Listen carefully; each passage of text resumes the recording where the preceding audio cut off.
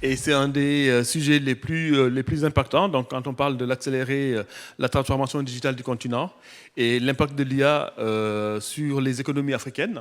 Donc, c'est un sujet central aujourd'hui qui nous préoccupe partout en Afrique. Hein. C'est un sujet d'actualité.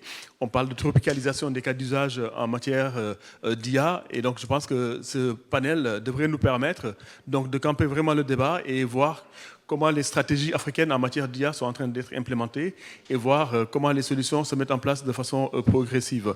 Et pour en parler, donc, j'ai le plaisir d'accueillir Eugénie Humeau, qui est Insight Manager chez GSMA. Bonjour Eugénie, donc vous aurez l'occasion de vous présenter tout à l'heure.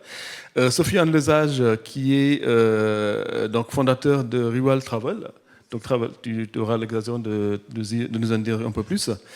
Et Abdelhaïd Solihi, qui est CEO et fondateur de Tajiri Farm, que j'ai bien prononcé, j'espère. Et enfin, Akwa Aoudja, qui est spécialiste en économie numérique et en intelligence artificielle. Donc, en tout cas, ravi de vous accueillir autour de ce panel. Avant de rentrer dans le vif du sujet, peut-être un premier tour de table pour que chacun parmi vous puisse se faire présenter et nous dire en quoi son activité peut impacter l'IA sur le continent africain. Je vais commencer par vous, Eugénie. Ouais, merci beaucoup. Donc, je m'appelle Eugénie, je travaille à GSMA Mobile for Development. Donc, GSMA, c'est l'association des opérateurs de téléphonie mobile à l'échelle mondiale. Et donc, au sein de la fondation Mobile for Development, on travaille sur des projets de recherche sur le rôle de la technologie mobile, digitale, pour un développement durable et inclusif, notamment en Afrique subsaharienne. Et également aussi en Asie du Sud et Asie du Sud-Est. Et donc oui, j'ai travaillé sur ces derniers mois sur un projet de recherche qui essayait d'identifier les cas d'utilisation de l'intelligence artificielle dans plusieurs secteurs, dans l'agriculture, l'action climatique, l'énergie, et aussi de comprendre l'écosystème en fait, quels sont les piliers, où est-ce qu'on en est, quelles sont les opportunités de développer les écosystèmes dans plusieurs pays d'Afrique. Très bien, merci beaucoup. Abdelhaïd. Bonjour, Abdelhaïd Solihi, donc fondateur de Tajiri Farm. Alors très simplement, moi comme j'aime bien présenter Tajiri Farm, j'aime bien vous laisser imaginer de vous lancer dans un projet et donc mettre toute votre énergie, votre argent, votre temps. Et en fait, en l'espace d'un instant, voir la moitié de tout ce que vous avez réalisé, eh bien, s'évanouir. En fait, ça, c'est le quotidien d'agriculteurs en Afrique. En effet, c'est 40% des récoltes qui sont perdues. Et en fait, la moitié de ces 40%, c'est seulement dû à de la mauvaise gestion de maladies. Et c'est pour ça qu'avec toute une équipe, on a créé Tajiri Farm, qui est un outil IA qui permet de repérer de manière précoce les premiers signes de maladie grâce à un téléphone avec une photo ou une vidéo et de permettre justement d'avoir des traitements adaptés à des maladies tropicales, notamment en Afrique de l'Ouest et aux Comores. Très bien. Donc on aura l'occasion de revenir là-dessus, puisqu'aujourd'hui, quand on parle de l'impact de l'IA dans l'agriculture, c'est le secteur qui est le plus concerné aujourd'hui, et on ne sait pas pourquoi. On a l'habitude de dire que l'agriculture est un secteur traditionnel qui a peu recours aux nouvelles technologies de l'information, et quand on parle d'une étude qui a été lancée justement par GSMA dans certains pays, l'agriculture est le secteur le plus impacté par l'IA. Donc vous aurez peut-être l'occasion de revenir là-dessus. Alors pour qu'on ait le tour de table, je donne la parole à Akwa, qui est une experte en IA, qui pourra nous dire ce qu'elle fait. Alors bonjour ou bonsoir tout le monde. Je m'appelle Akwa Aoudja, je viens du Togo et je travaille aujourd'hui un peu plus sur des aspects de conseil avec le ministère de l'économie du numérique au Togo, mais aussi avec d'autres organisations internationales. Donc mon focus, c'est sur l'écosystème IA au Togo. Comment arriver justement à développer ce secteur qui est très émergent. Ensuite, comment mettre ensemble les acteurs, surtout du public et du privé, pour construire un écosystème plus durable. Et enfin, comment s'assurer justement que le partenariat avec les autres pays plus avancés sur le sujet reste, je vais dire, effectif. Merci. Merci beaucoup. Sofiane, on termine ce tour de table avec toi. Bonjour, merci Mohamedou de me donner la parole. Donc, je m'appelle Sofiane Lesage. Mon histoire s'exprime dans mon nom et mon prénom. Je suis en mon nom et mon prénom la représentation de ce que peut susciter comme émotion l'histoire de l'Algérie et de la France. Donc, père français, mère algérienne, j'ai été diplômé d'une grande école de commerce qui s'appelle l'ESCP Business School. Et à la fin de cette grande école de commerce, j'ai eu l'immense privilège de voyager dans près de 50 pays du monde durant mon parcours étudiant et scolaire. Et je me suis rendu compte de cette facilité de voyager partout dans le monde et de cette difficulté de voyager en Algérie. Donc, je me suis concentré davantage sur on est parti d'un cas précis, d'un cas d'école. C'est dit l'Algérie, une destination qui gagne à être reconnue, qui devrait gagner à être reconnue sur la scène internationale en tant que destination touristique.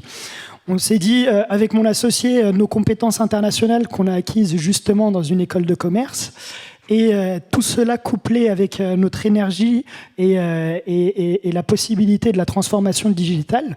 Donc on a lancé la première travel tech de l'Algérie qui s'appelle Riwaya Travel et qui permet du coup, grâce à l'intelligence artificielle, d'aller cibler des personnes qui sont dans le monde entier et qui n'étaient prioritairement pas intéressés par la destination Algérie, mais à travers un marketing de qualité précisément ciblé sur ces populations, on a fait que des personnes viennent en Algérie de plus en plus. Et aujourd'hui, on est les catalyseurs d'une révolution qui était inexistante, à savoir celle du tourisme en Algérie.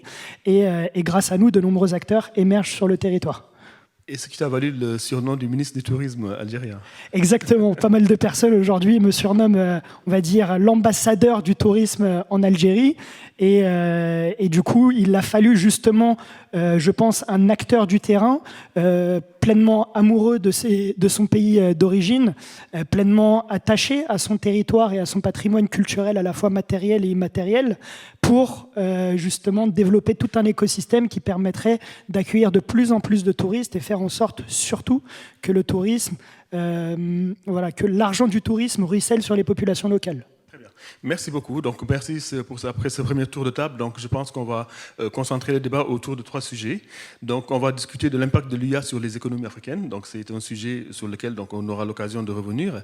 Donc, identifier les défis et les solutions. Ça également, c'est un problème. Aujourd'hui, sur les 54 pays, je pense une vingtaine aujourd'hui ont déjà mis en place une stratégie IA, y compris le Togo que vous représentez aujourd'hui, a mis en place une stratégie IA. Mais maintenant, ce qui pose problème, c'est la mise en œuvre. Parce qu'aujourd'hui, la plupart mettent en place des stratégies IA, des stratégies très ambitieuses, mais à l'arrivée, est-ce que la mise en place ou la mise en œuvre est opérationnelle? Là, c'est également un autre problème que nous pouvons avoir, et puis voir comment définir les prochaines étapes une fois que ces stratégies sont mises en place. On l'a dit à travers ce tour de table, vous savez que l'IA est transversale et couvre beaucoup de sujets, que ce soit l'agriculture dont on a parlé tout à l'heure, la santé, l'éducation, la finance et l'énergie.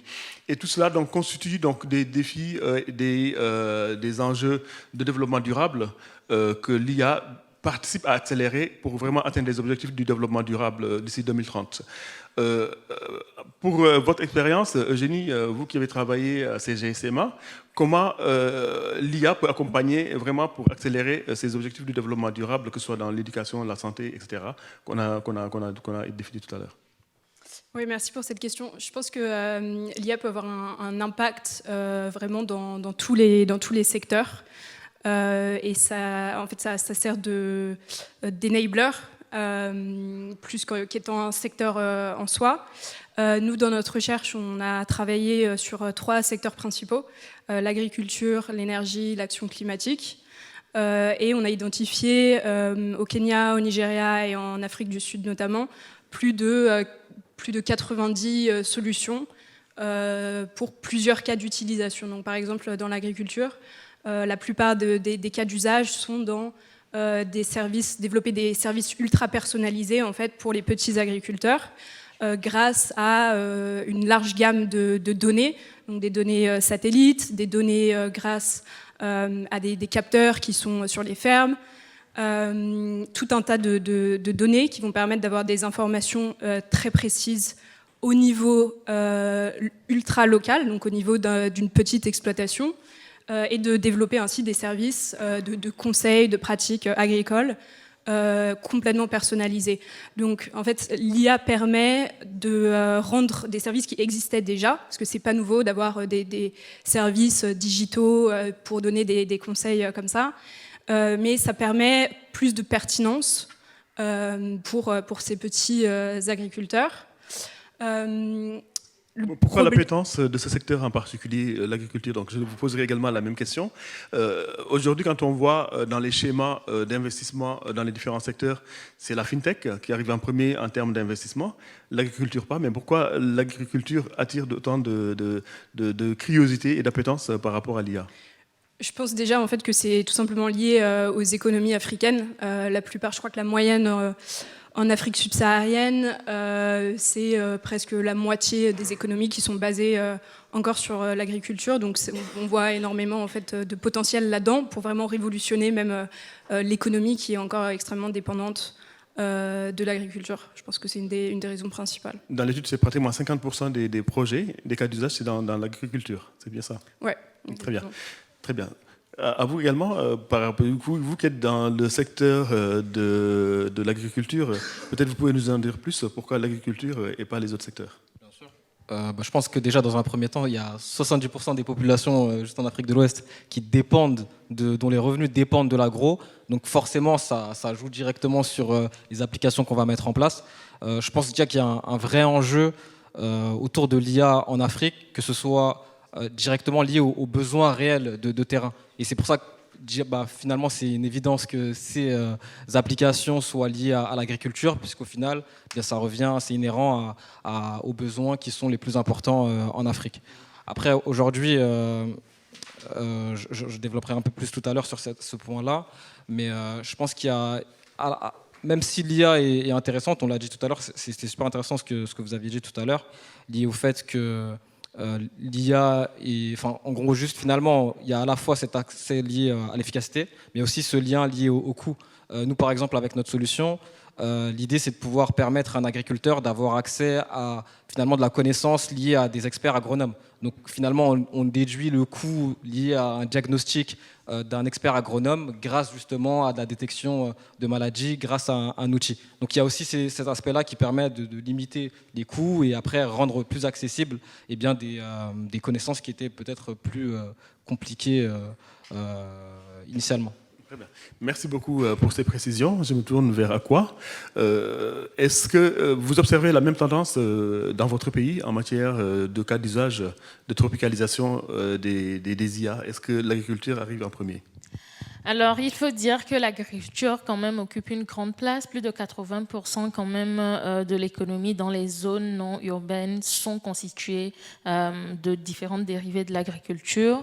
Et aujourd'hui, on n'a pas forcément encore de start-up qui s'orientent vers ce domaine-là. Par contre, on a des recherches de certains universitaires qui sont un peu dans l'agriculture. Un exemple, c'est par exemple à l'université de Kara. On a plusieurs recherches qui portent sur les rendements des terres, surtout face au changement climatique. Et aujourd'hui, en collaboration avec une autre université en Allemagne, ces chercheurs-là essaient de mettre en place une plateforme, mais en langue locale, qui permettra aux agriculteurs locaux de pouvoir accéder à ces résultats de recherche qui sont disponibles en français et en anglais pour certains. Ça, c'est un cas d'usage, par exemple, pratique qu'on peut observer au Togo. Et ça, c'est plus dans la région du Nord, qui est un peu plus, de nos jours, très instable face au changement climatique. Très bien. Merci beaucoup, Akwa, pour ces précisions. Sofiane, toi qui es dans le domaine du voyage et du tourisme, comment l'IA a impacté ton business aujourd'hui? Alors, c'est une question très intéressante. Donc, je pense que l'IA a impacté mon business dans une sorte un peu d'hybridité.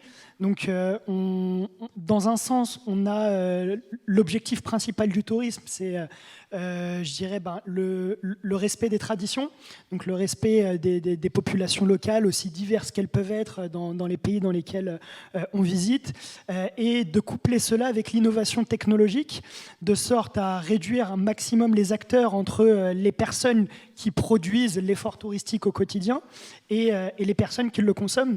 Donc nous, aujourd'hui, on a la capacité de mettre en relation un touriste américain directement avec un Touareg qui est à la frontière entre l'Algérie et le Niger, sans intermédiaire. Là où s'il y avait eu plusieurs intermédiaires, des tours opérateurs, etc., ça aurait été beaucoup plus coûteux.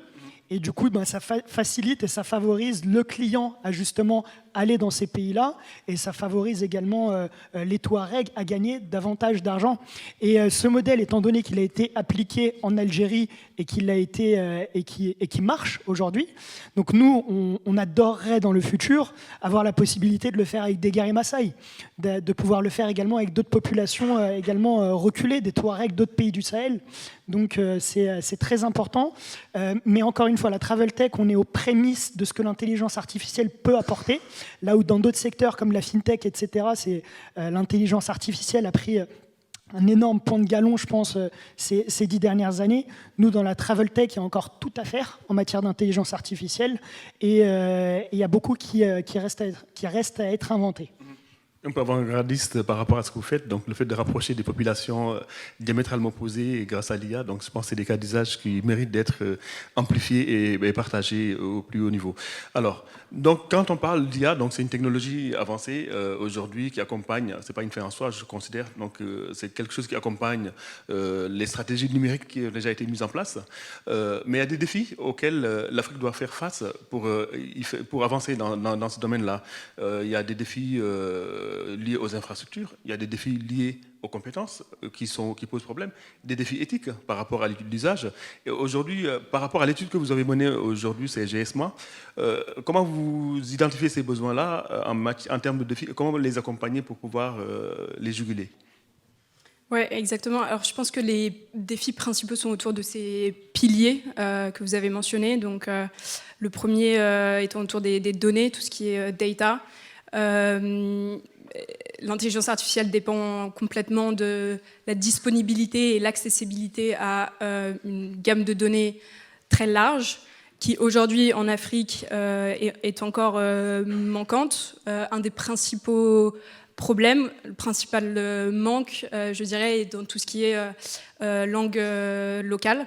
Donc il y a une statistique assez intéressante qui est que seulement 0,02% du contenu sur Internet est dans des langues africaines locales, contre 52% en anglais. 3500 langues africaines. Oui, exactement. Donc ça a créé évidemment un problème. Pour que les solutions soient pertinentes, il faut qu'elles soient disponibles en langue locale. Donc il y a beaucoup de pays où, oui, les populations vont parler anglais, vont parler français, mais quand on s'intéresse à ce qu'on appelle un peu le last mile, et les populations dans les zones rurales, il faut vraiment que ces solutions et que ces services soient disponibles en langue locale. Et donc le manque de données empêche cela. Après, il y a beaucoup d'initiatives qui sont en train de naître.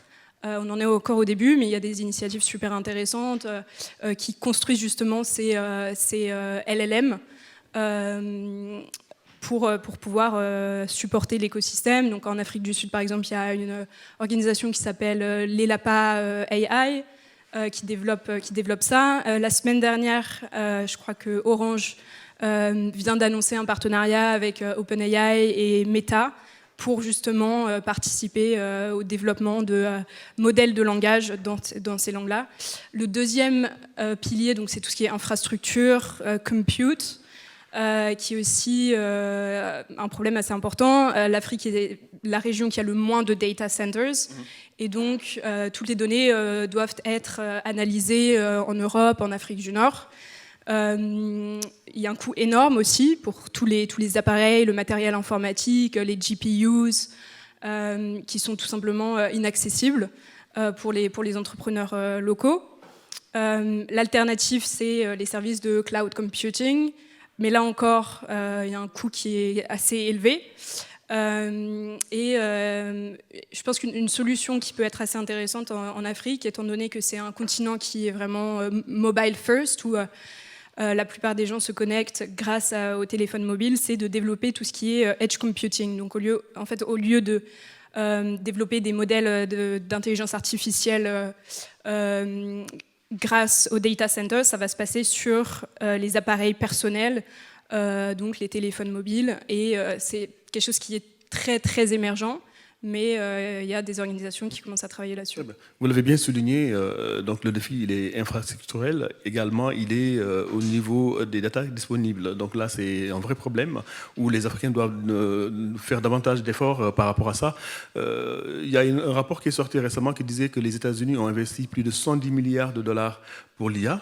C'est carrément le budget annuel de la Côte d'Ivoire, le PIB de la Côte d'Ivoire, d'un pays comme la Côte d'Ivoire qui est parmi les pays les plus avancés de l'Afrique de l'Ouest, vous voyez.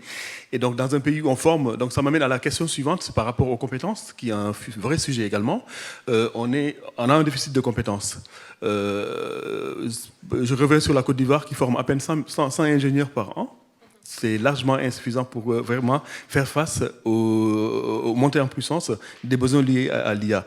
Est-ce que vous les rencontrez aujourd'hui, vous, en tant qu'expert de l'IA, par rapport aux compétences pour des pays que vous couvrez comme le Comore?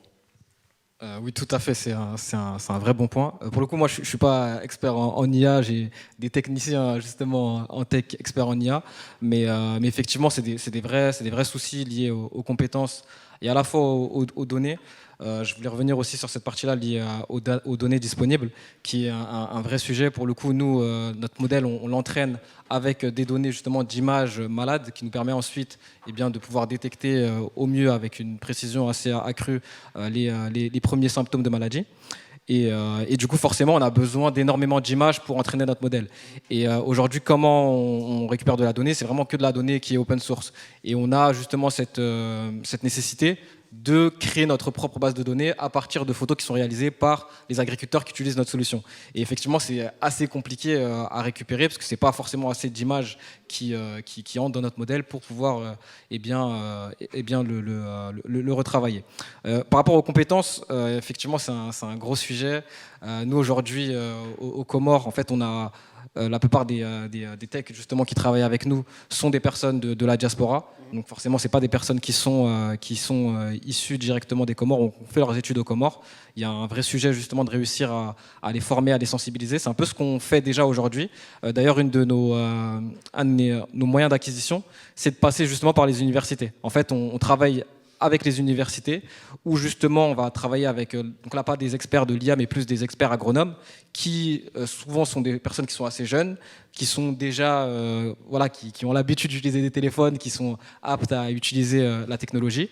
Et en fait, eux font un peu le pont entre les agriculteurs et notre technologie. Et évidemment, il y a un vrai enjeu de formation, il y a un vrai enjeu de sensibilisation pour que ces personnes-là soient plus adaptées sur ces sujets-là. Après, moi, je reste assez positif par rapport à ces sujets-là. Je pense qu'il y a un temps pour tout. Maintenant, il faut que les acteurs, à la fois nous en tant qu'entrepreneurs et à la fois les acteurs étatiques, mettent justement les moyens pour donner encore plus envie à d'autres acteurs de s'engager sur ces sujets-là. Parce que le problème aujourd'hui, c'est que finalement, toute cette jeunesse, en fait, elle s'en va dans d'autres pays, notamment en Europe, et elle y reste. On en parlait tout à l'heure avec la Guinée qui est partie tout à l'heure, mais c'est une évidence que tous ces acteurs-là restent en France et finalement ne sont pas une valeur ajoutée pour leur pays d'origine. Et ça, c'est très dommage. Très bien, merci beaucoup pour ces précisions. En ce qui concerne le Togo, est-ce que c'est des tendances que vous observez également en termes le manque de compétences? Et je pense que c'est général pour toute l'Afrique et pour les pays en développement. Oui, surtout parce que pour soutenir justement une stratégie qui s'oriente vers l'intelligence artificielle, il faut avoir la compétence qu'il faut sur le plan local. Mais je voulais revenir d'abord sur l'un des défis déjà évoqués, qui était celui de la disponibilité de la donnée. Ça, c'est un défi que nous rencontrons beaucoup. Et au Togo, il y a eu un cas d'étude qui portait sur le projet Novici, dont vous avez peut-être entendu parler. C'était un projet social qui a permis à l'État de pouvoir distribuer, je vais dire, du cash à toute la population pendant la période Covid pour soutenir un peu tous les ménages. Et donc, ce projet a permis de collecter plusieurs données sur l'ensemble des régions du pays. Et donc, ça, c'était le premier use case qui nous a permis justement d'avoir de la disponibilité de la donnée sur l'ensemble de la population. Ça, c'était des données démographiques, économiques, sociales. Donc, c'était vraiment beaucoup de données. Et après cela, nous avons rencontré un deuxième défi qui était: quelle est l'infrastructure qui va nous permettre justement de processer ces données-là?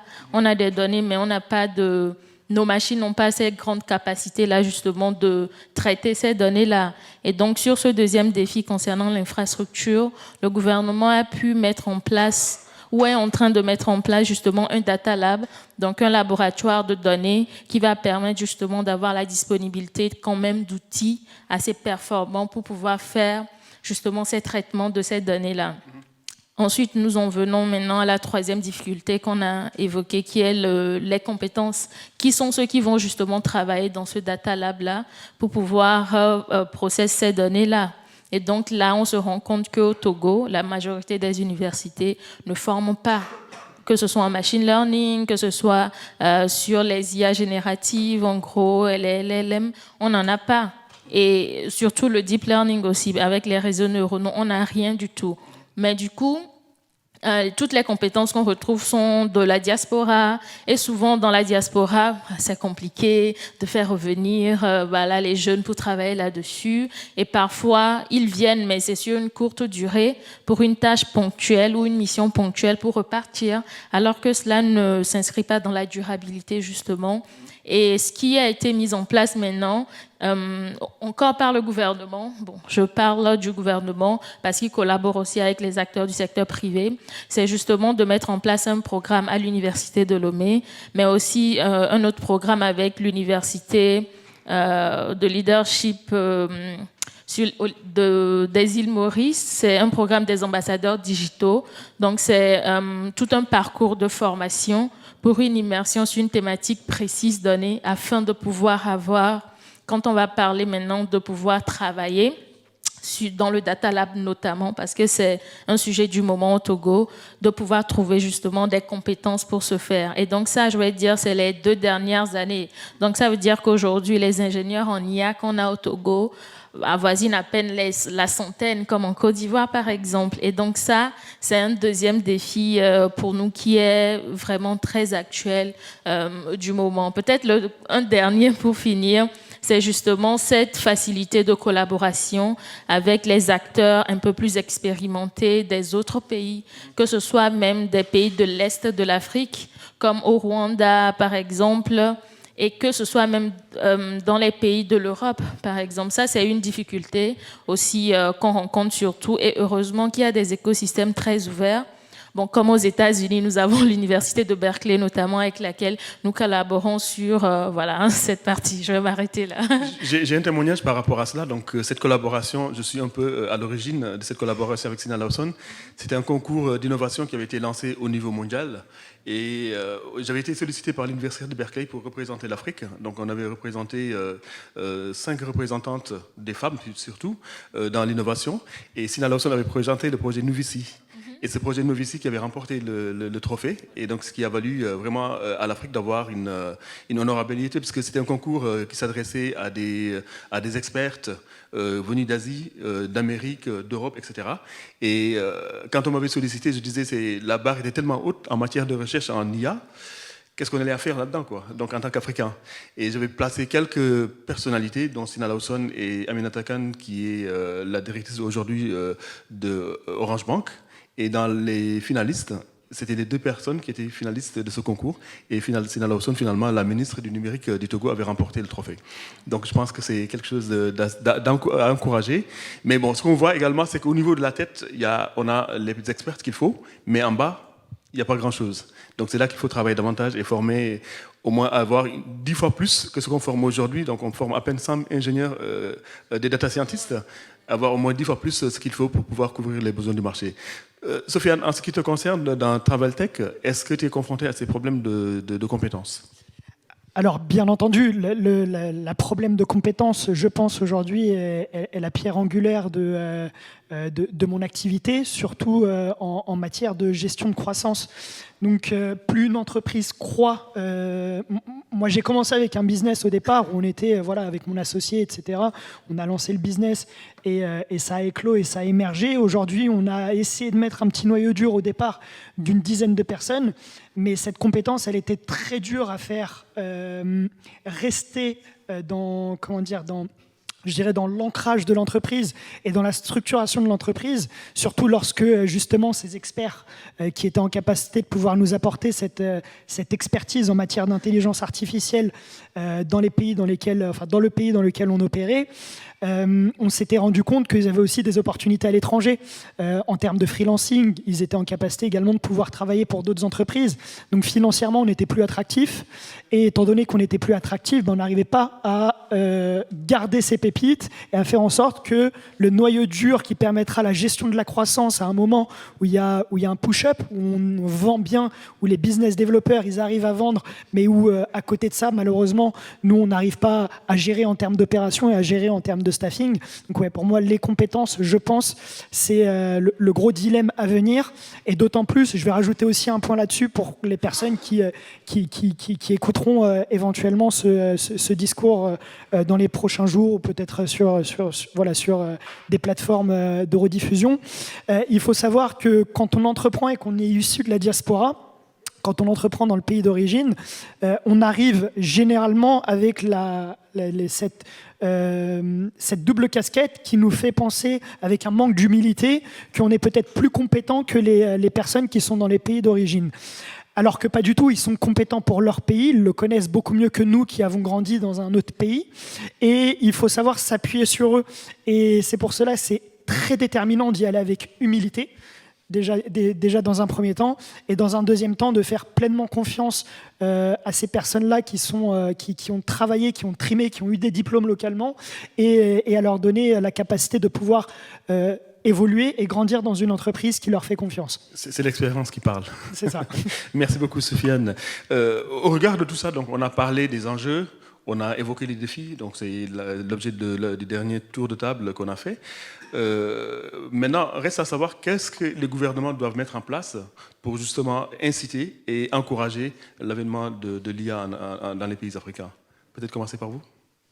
Oui, il y a plusieurs choses. Je pense qu'un point aussi à mentionner, c'est qu'on entend souvent tous les risques par rapport au développement de l'intelligence artificielle, donc par rapport surtout aux données, la sécurité des données, etc. Et le besoin de réguler. Donc évidemment, il y a un besoin de réguler, d'encadrer, mais en même temps, il faut faire attention à permettre en fait l'innovation de fleurir et encourager les entrepreneurs. Donc il y a cette espèce d'équilibre à trouver qui n'est pas forcément facile, mais qui est, je pense, nécessaire pour permettre à l'écosystème de se développer. Et c'est quelque chose qui a été fait notamment, par exemple, au Kenya, à l'époque du développement des services de mobile money avec M-Pesa, où le gouvernement a laissé pas mal de flexibilité, et c'est ça qui a permis en fait, le développement du service. Un autre point que je peux mentionner aussi, c'est par rapport... Les politiques publiques ont vraiment un rôle à jouer pour supporter l'écosystème, et un exemple est par rapport à l'accès aux infrastructures, au matériel informatique. Dans beaucoup de pays, il y a des taxes d'importation qui sont extrêmement élevées. Donc, par exemple, en Éthiopie, importer un ordinateur, un smartphone, ça peut coûter... le prix, à cause des taxes d'importation, le prix de ce matériel peut doubler, voire tripler. Et donc ça a un impact en fait sur l'écosystème. Donc voilà, c'est quelques exemples où les pouvoirs publics et les politiques publiques peuvent changer les choses. Merci beaucoup, Eugénie, pour ces précisions. Toi, par rapport à ton pays d'origine, les Comores, quelles sont les mesures incitatives que tu entrevois que l'État devrait peut-être mettre en place pour encourager le développement de l'IA ?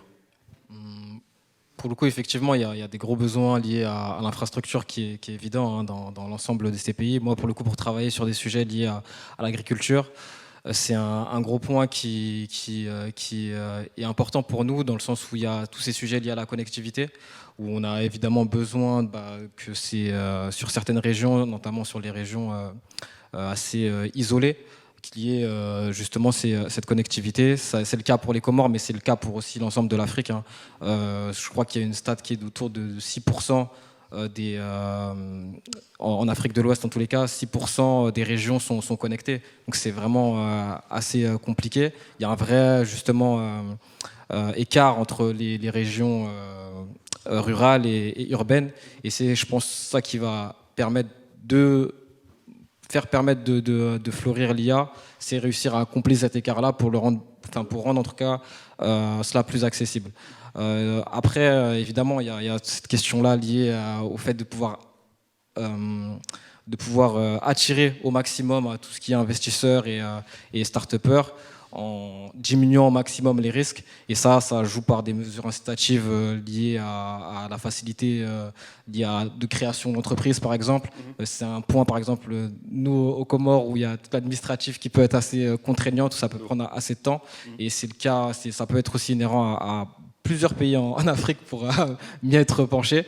Donc je pense que c'est beaucoup de ces mesures-là où on va essayer de faciliter au maximum la vie aux entrepreneurs pour que ce soit plus simple pour eux pour aller se lancer. Après, très honnêtement, même si effectivement les politiciens en tout cas les politiques publiques ont un gros enjeu justement de faciliter les choses aux entrepreneurs, je pense que même si c'est pas le cas, même si les choses sont pas facilitées par les politiques, c'est pas ce qui va arrêter un entrepreneur justement de s'installer dans un pays ou un autre.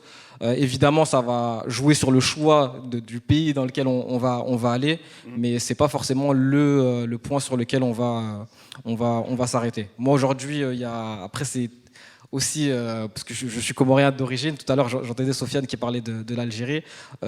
Voilà, il y a aussi la raison pour laquelle moi je me suis lancé sur ce pays-là, c'est parce que évidemment j'y suis attaché. J'ai travaillé sur la partie liée à l'agriculture parce que mon grand-père était agriculteur, mon associé a un père qui est agriculteur. Forcément, cet aspect-là joue énormément et fait que on va aller au-delà justement des difficultés liées aux démarches administratives ou encore politiques. Très bien. Merci beaucoup pour ces précisions. Est-ce que vous partagez ces avis par rapport à votre pays que doit faire l'État pour justement appuyer et accompagner cette stratégie? Oui, tout à fait. C'est partagé, c'est presque les mêmes défis, c'est presque la même vision. Et pour ajouter à cela, moi je dirais qu'il y a aussi ce côté de spécialisation sur lequel il y a un grand travail qui doit encore être fait. Parce qu'on peut être ingénieur IA, conduire tout type de projet IA, mais on aura besoin de techniciens. En NLP, par exemple, quand on va parler des différentes traductions, des différents assistants conversationnels, donc on a besoin forcément de spécialistes et surtout de ce cadre-là qui pourra former des spécialistes qui soient disponibles au sein du pays. Pas que dans les zones urbaines, parce qu'on a ce défi-là, mais que ça soit quand même décentralisé. La deuxième chose, ça va porter pour moi sur une stratégie de données. Donc, qu'est-ce qu'il y a une donnée en fait dans notre conception? Comment est-ce qu'on l'a? À qui? Est-ce que chez qui justement on collecte cette donnée-là? Pour faire quoi? Et dans quelle régulation? Donc, tous ces aspects-là doivent être vus du côté du gouvernement. C'est vrai qu'il y a une stratégie IA qui est en cours d'élaboration, mais ce côté de la stratégie data n'est peut-être pas encore pris en compte. Ça, c'est un point aussi qui doit être pris en compte. Et peut-être la dernière chose pour moi, ça va concerner juste la redynamisation de l'écosystème tout entier, qui est constitué de divers acteurs, que ce soit du privé, mais aussi de la société civile, chez qui on peut trouver des quantités de données qui ne sont peut-être pas valorisées. Donc il y a ces trois aspects-là pour moi qui peuvent être les prochaines étapes. Très Merci. Bien. Merci beaucoup. Sofiane, un dernier mot?